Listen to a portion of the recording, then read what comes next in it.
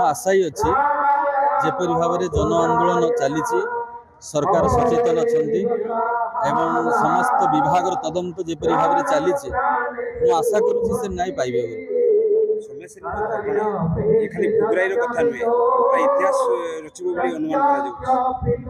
एभली एक दुर्घटना आम समाज प्रकृत एक कलंक।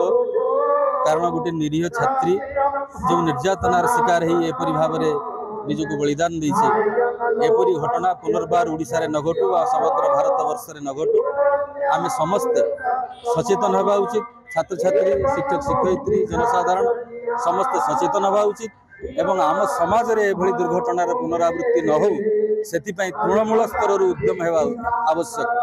सरकारी स्तर रे साधारण स्तर रे विभिन्न विद्यालय एवं महाविद्यालय मानक नैतिक शिक्षार प्रचलन करा जाए गोटे नीतिगत परिवर्तन आंदोलन आवश्यकता अच्छी बोली मु मन करे।